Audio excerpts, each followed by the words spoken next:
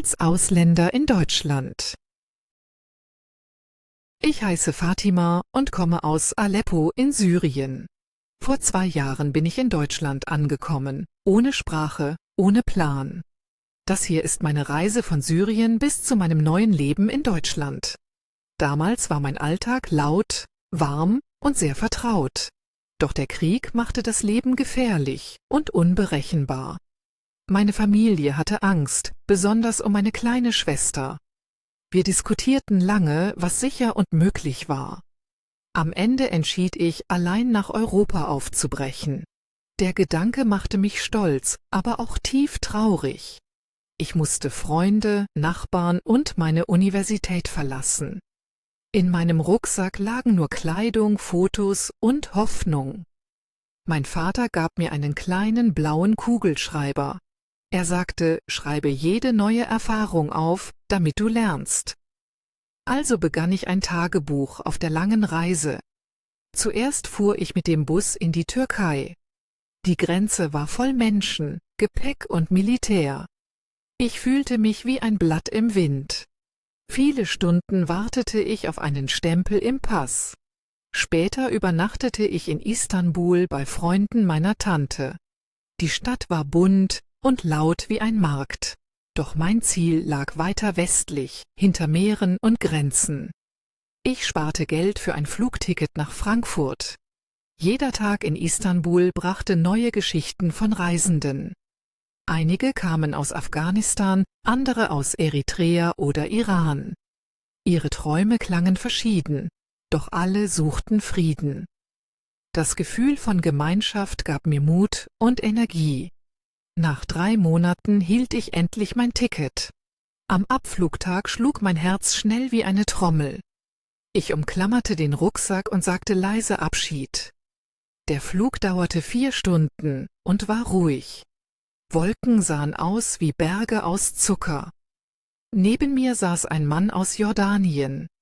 Er sprach Arabisch und etwas Deutsch. Er sagte, Deutsch klinge klar wie Glas. Ich lachte und nahm mir vor zu üben. Als wir landeten, roch ich kalte Luft und Kaffee.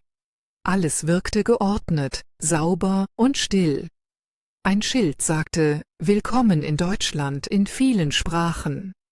Ich fühlte eine Mischung aus Freude und Respekt. Am Gepäckband wartete ich lange, doch niemand drängelte. Das überraschte mich sofort. Ein deutscher Helfer zeigte mir den Weg zur Bahn. Er sprach langsam und lächelte freundlich. Ich antwortete mit meinem kleinen Vorrat an deutschen Wörtern. Wir lachten beide über meine Aussprache. In diesem Moment wusste ich, dass Geduld wichtig ist. Die erste Nacht verbrachte ich in einem Ankunftszentrum. Viele Nationalitäten teilten sich ein großes Zimmer.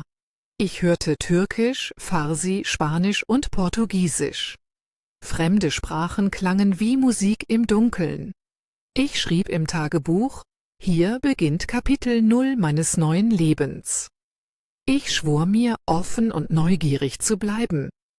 Der Weg würde hart, doch ich würde nicht aufgeben.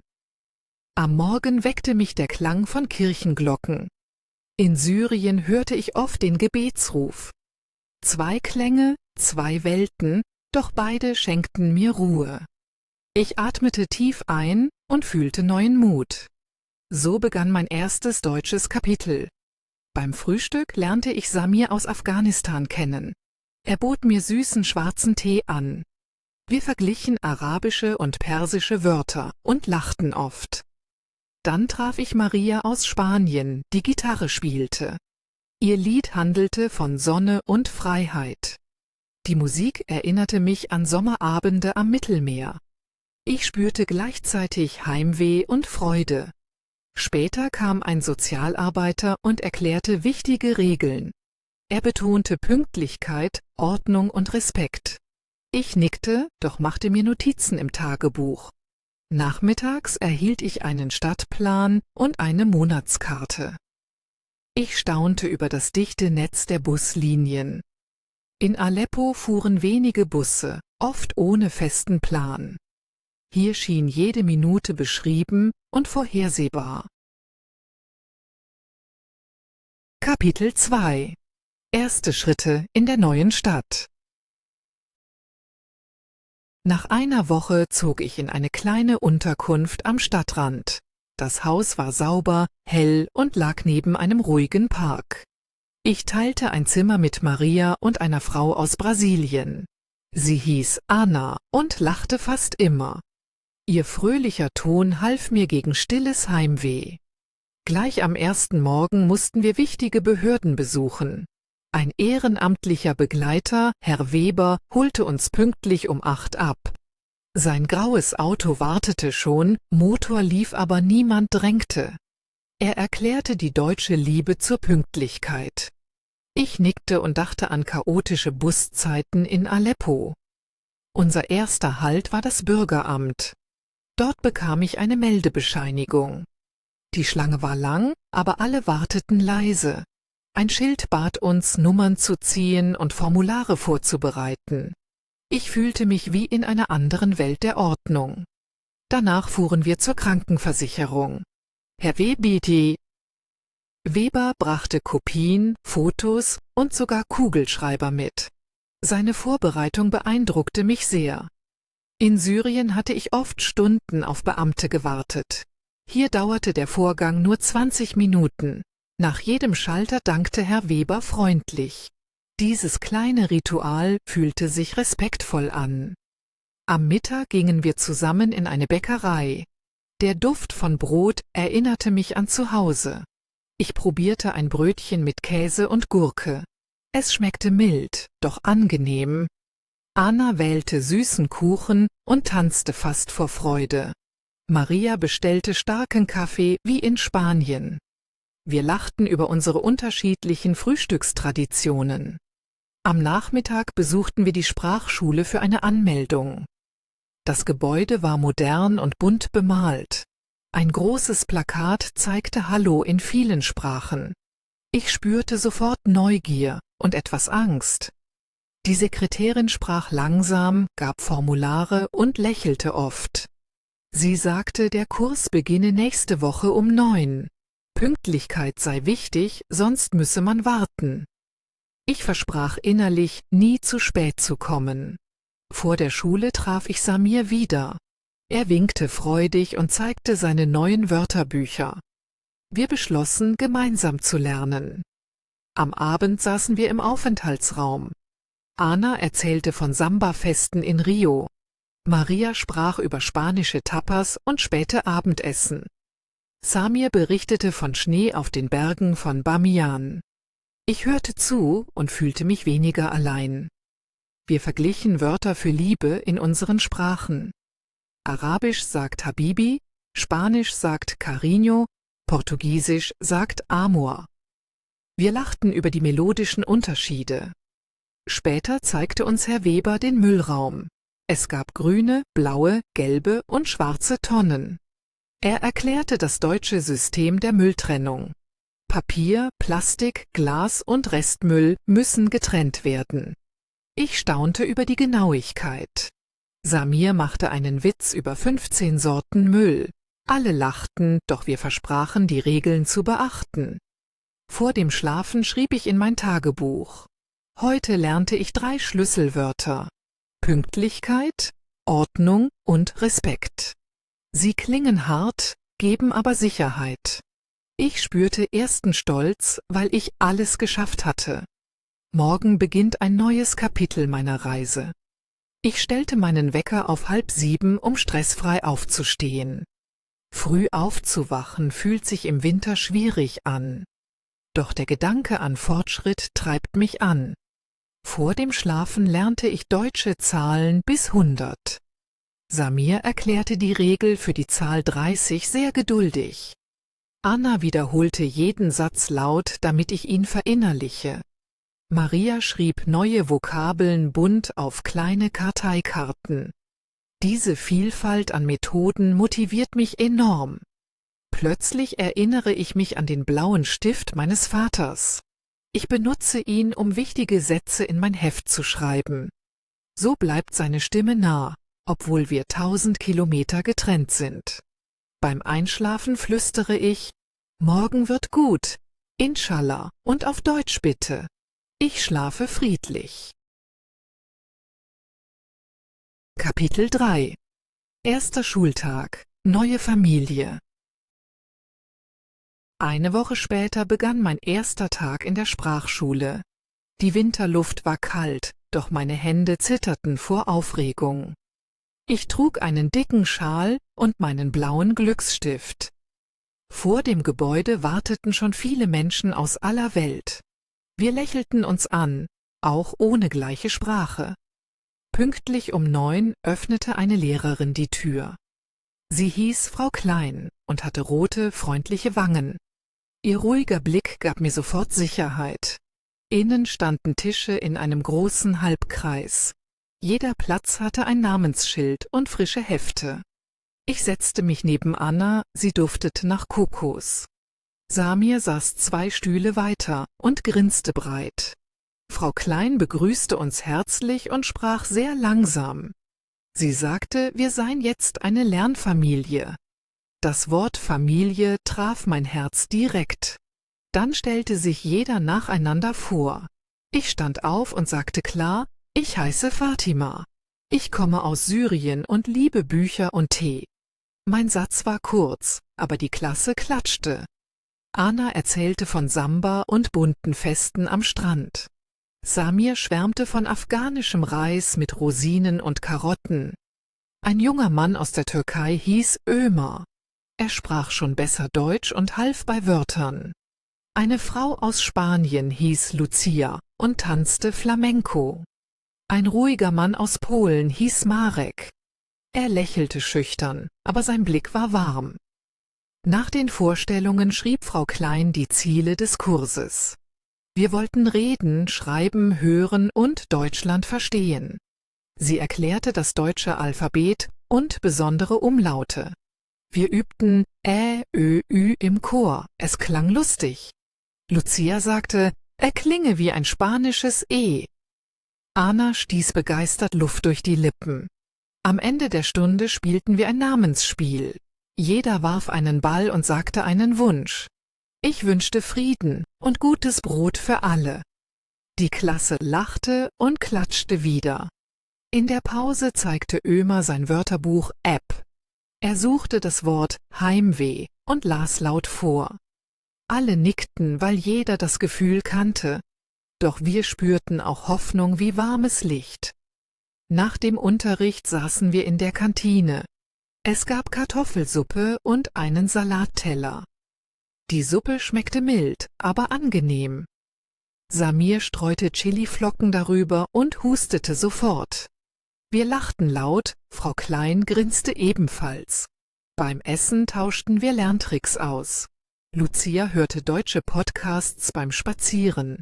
Anna schrieb neue Wörter auf bunte Zettel an der Wand.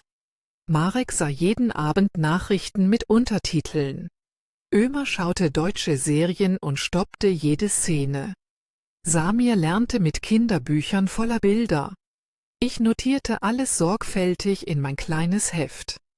Am Nachmittag mussten wir Hausaufgaben machen.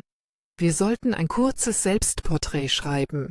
Ich schrieb, ich bin neugierig, stark und ein bisschen ängstlich. Dann beschrieb ich meinen Traum von Frieden und Studium. Das Schreiben fühlte sich wie Meditation an. Am Abend trafen wir uns wieder im Aufenthaltsraum. Wir lasen unsere Texte laut vor. Jeder hörte aufmerksam zu und klatschte danach. Dieser Respekt berührte mich sehr tief. Bevor wir schlafen gingen, machten wir eine kleine Wortschatzrunde. Ömer fragte, was bedeutet gemütlich? Anna erklärte mit Händen, Sofa und Decke.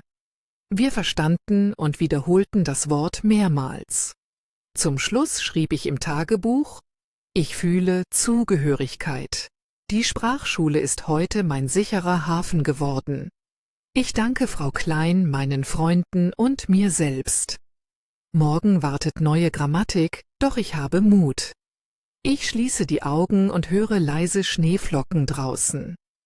Der Winter hier wirkt still, aber freundlich. So endet mein erster Schultag in Deutschland. Ich denke an meine Familie und sende stille Grüße. Möge unser Weg hell sein, Schritt für Schritt immer. Kapitel 4: Kultur, Schnee und Sauerkraut. Der Februar brachte frische Routine in meinen deutschen Alltag. Jeden Morgen klingelte der Wecker um 6. Ich stand auf, machte Tee und wiederholte neue Vokabeln. Dann lief ich zum Bus, oft durch kalten Nebel. Die Pünktlichkeit der Linien beeindruckte mich weiterhin extrem. In Syrien kam ein Bus, wann er wollte.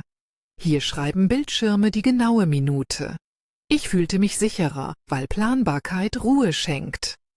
Eines Tages verlangte Frau Klein einen kleinen Vortrag über Kultur. Mein Herz klopfte, doch ich wollte mutig sein. Ich wählte das Thema Gastfreundschaft in Syrien. Zu Hause begrüßen wir Gäste mit starkem Kaffee und süßen Datteln. Ich brachte echte Datteln für die Klasse mit. Beim Probieren leuchteten viele Augen neugierig. Samir erzählte danach vom afghanischen Teezeremoniell. Lucia verglich unsere Rituale mit spanischer Siesta und Tapas. So lernten wir Kultur mit allen Sinnen. Frau Klein lobte unsere Offenheit und betonte Vielfalt als Stärke. Nach dem Unterricht besuchte ich ein Stadtteilfest im Kulturzentrum. Eine Nachbarin namens Frau Schuster hatte mich eingeladen. Sie sagte, Integration beginne außerhalb der Klassenzimmer. Der Saal war dekoriert mit bunten Wimpeln und Fotos.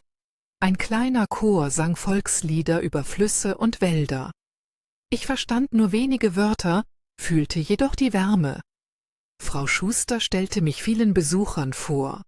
Sie nannte mich unsere neue Nachbarin aus Syrien. Die Menschen reagierten freundlich, gaben Hände oder ein Nicken.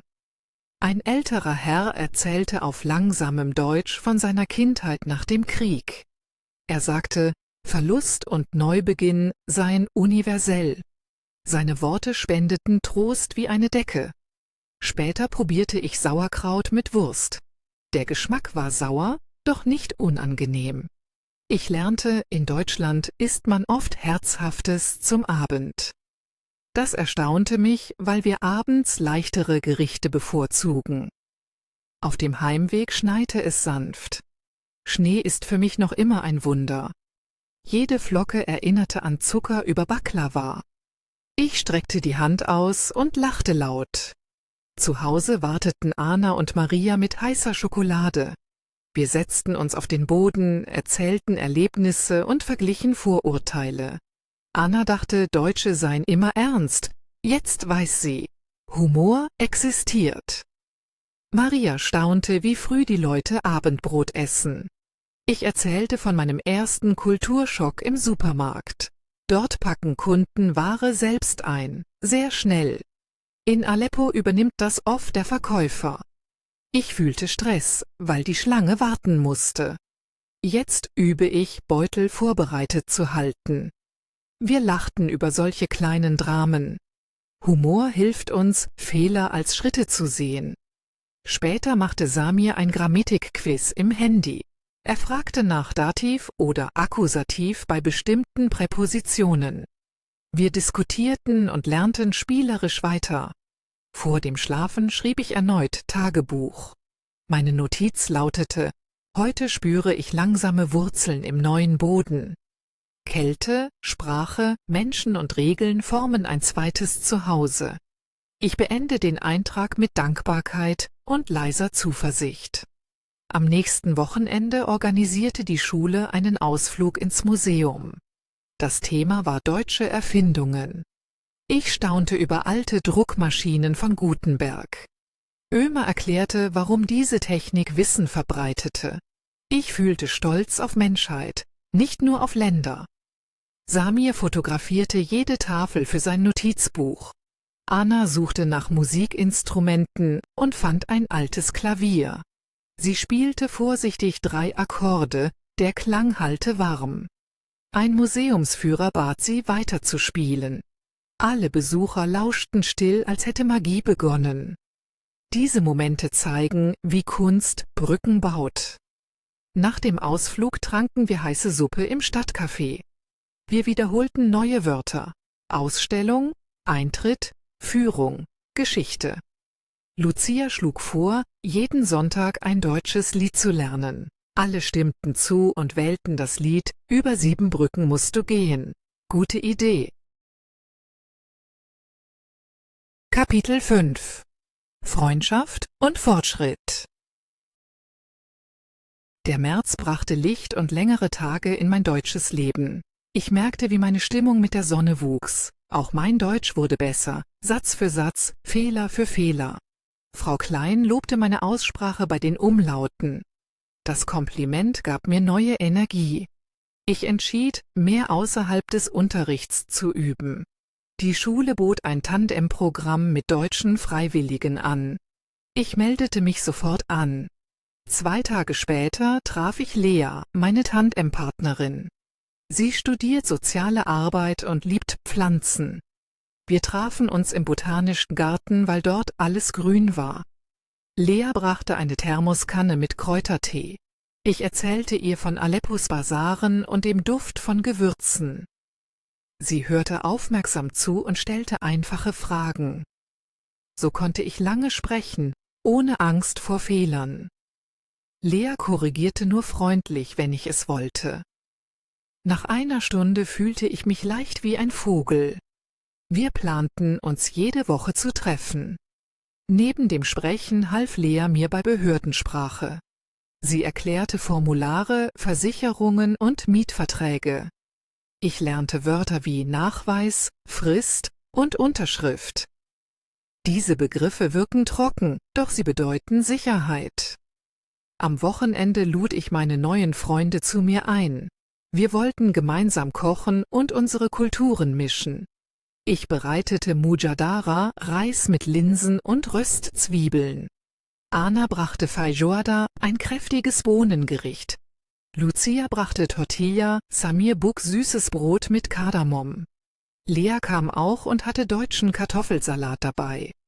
Die Küche roch bald wie ein Weltmarkt.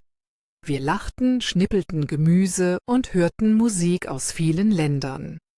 Ömer legte türkische Popmusik auf, die sofort alle tanzen ließ.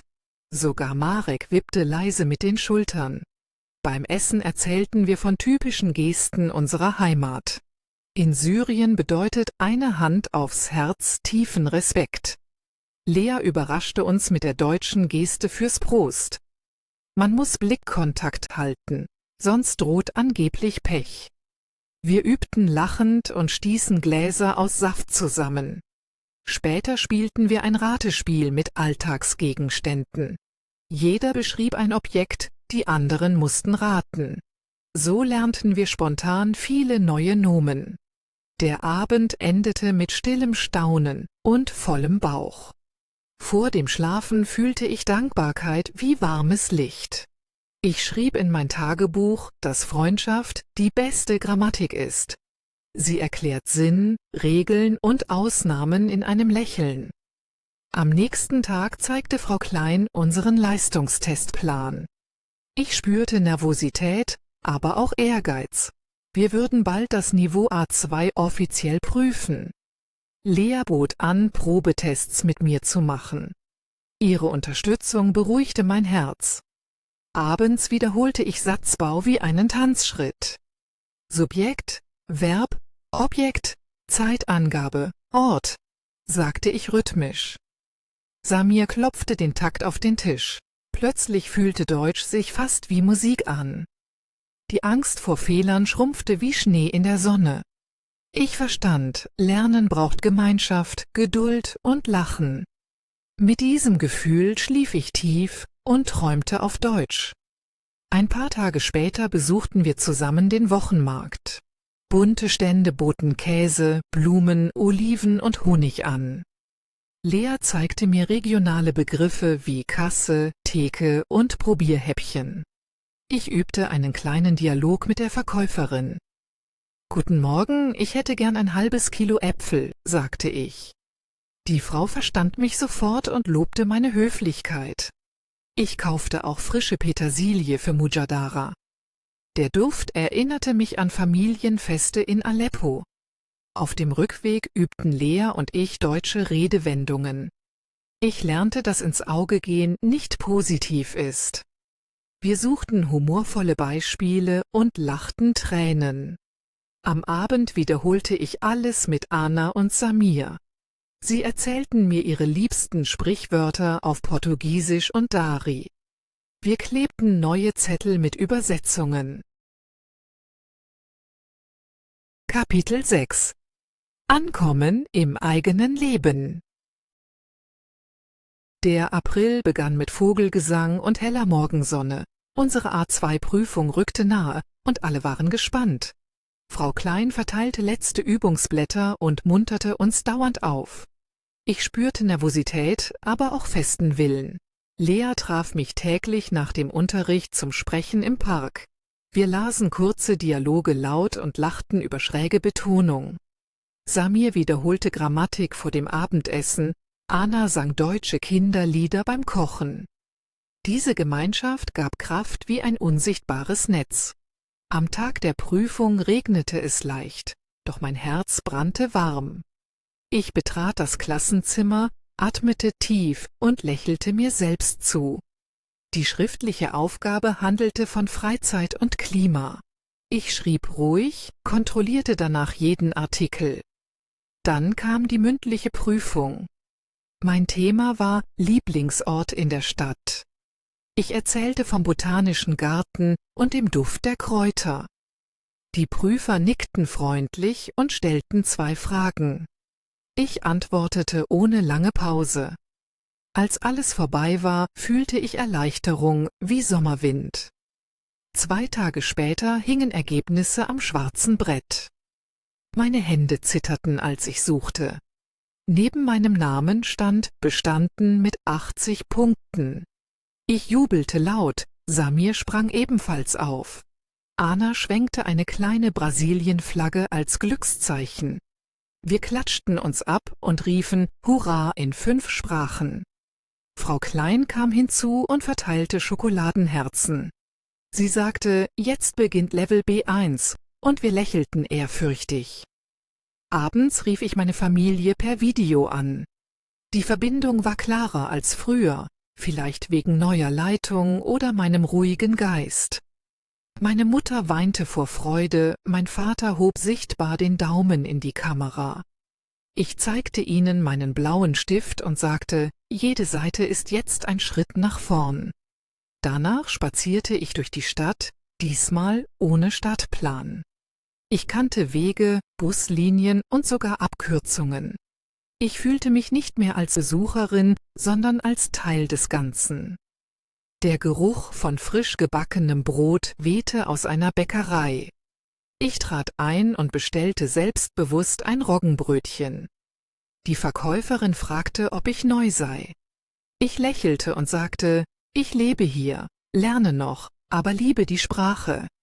Sie wünschte mir alles Gute und schenkte mir ein kleines Lächeln. Auf dem Rückweg sah ich ein Plakat mit dem Wort Ehrenamt. Das erinnerte mich an Herrn Weber. Ich beschloss, bald selbst zu helfen, vielleicht beim Hausaufgabenclub für neue Ankömmlinge. Denn ich wusste jetzt, geteilte Erfahrung macht Schritte leichter. Zu Hause warteten meine Freunde mit einer Überraschung. Lucia hatte einen Kuchen gebacken, oben stand »Willkommen zu Hause« aus Zuckerbuchstaben. Marek spielte leise Gitarre, Ömer brachte Tulpen vom Markt. Wir setzten uns in einen Kreis, erzählten Wünsche für die Zukunft und sangen über Siebenbrücken noch einmal. Meine Stimme zitterte, doch nicht vor Angst, sondern vor Rührung. Später schrieb ich im Tagebuch, dass Heimat mehr als Ort sei. Heimat sei Sprache, Sicherheit, Lachen und geteiltes Brot. Ich fühlte tiefes Vertrauen in die kommenden Tage. Bevor ich das Licht löschte, sagte ich laut auf Deutsch, »Danke, Leben, ich bin angekommen.« Dann flüsterte ich auf Arabisch ein stilles Gebet für Frieden. Meine Augen schlossen sich, doch mein Herz blieb wach und hoffnungsvoll. Die Reise geht weiter, aber jetzt gehe ich aufrecht, stark und nicht mehr allein.